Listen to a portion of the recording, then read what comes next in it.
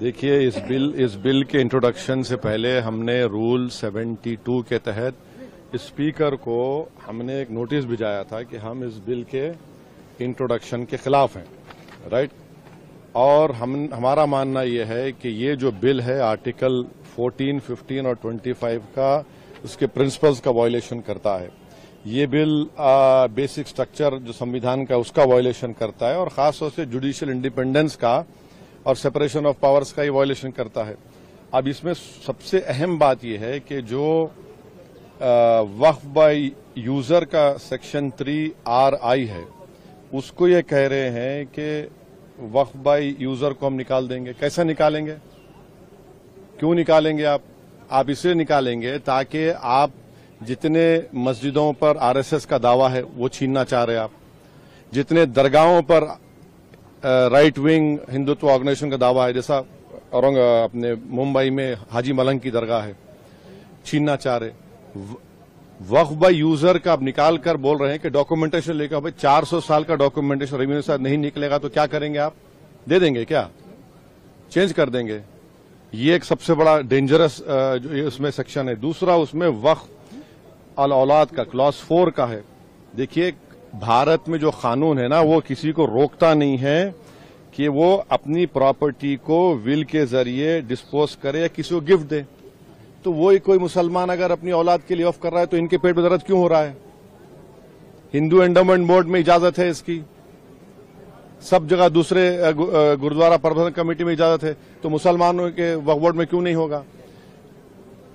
पांचवी बात यह है कि इसमें आप ये कह रहे हैं कि मुसलमान जो 5 साल उसके हो गए इस्लाम कबूल करके तभी वक्फ करेगा। ये फ्रीडम ऑफ रिलीजन का ग्रेव वायलेशन है। अच्छा, दूसरे रिलीजन को मानने वालों के लिए ऐसा कानून है? नहीं है। और आप कौन होते हैं तय करने वाले मुसलमान हुआ नहीं हुआ? 5 साल उसको रुकना चाहिए तभी जाकर, माने आप वेट करेंगे हैं?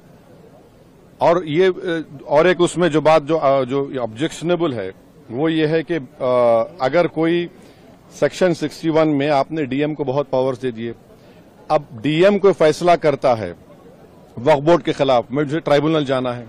अब ट्राइब्यूनल पहले क्या था, एक जज था, डिस्ट्रिक्ट जज सीनियर CJI अपॉइंट, और 2 लोग थे। अब कह रहे हैं कि ट्राइब्यूनल में 2 लोग होंगे, रिटायर्ड डिस्ट्रिक्ट जज और एक ऑफिसर होगा, क्या होगा वो, ज्वाइंट सेक्रेटरी रैंक का।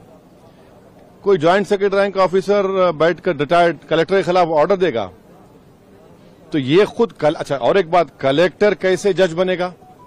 फैसला भी वही करेगा, जज भी वही करेगा। ये प्रिंसिपल नेशनल जस्टिस के खिलाफ है। तो इसमें कई सेक्शंस हैं जो खतरनाक है, कई जो वक्फ बोर्ड के फेवर में नहीं है, वक्फ को खत्म करना चाहते हैं। तो सरकार की दलील ये है कि सब दलील झूठी है। जो कि वक्फ बोर्ड एक वो जो बोल रहे हैं ना, वो गांव डिक्लेयर कौन किया, वो बताएं देश को। वो गांव डिक्लेयर अगर हुआ है तो वक्फ बोर्ड पे नहीं बोलने पे नहीं हुआ है, इसलिए हुआ है कि सर्वे कमिश्नर की रिपोर्ट आई, उसके बाद गजीट इशू हुआ, और गजीट के लिए 1 साल का टाइम मुसलमानों के लिए है, नॉन मुस्लिम के लिए कभी भी टाइम है। आप उसको ऑब्जेक्ट करिए ना। हैदराबाद में भी ऐसे के प्रॉपर्टीज थे जिनको गजीट के बाद भी कोर्ट ने ओवररूल किया। आप मिसालें दे रहे हैं। सुनेरी बाग की मस्जिद का अगर डॉक्यूमेंटेशन लाओ, कहां से लाएंगे बताइए? मेरे पास तो मंत्र शंतर नहीं है कि 200 साल पुराने के मरने वालों की रूहों को बुलाकर मंत्री जी के पास ले जाऊं कि देखो ये रूह है और ये कह रही कि वक्फ है। ये क्या बात कर रहे हैं? तो ये लेजिस्लेशन नहीं है वक्फ को बुलडोज करके खत्म करने का, मुसलमान इजाजत लूटने का है।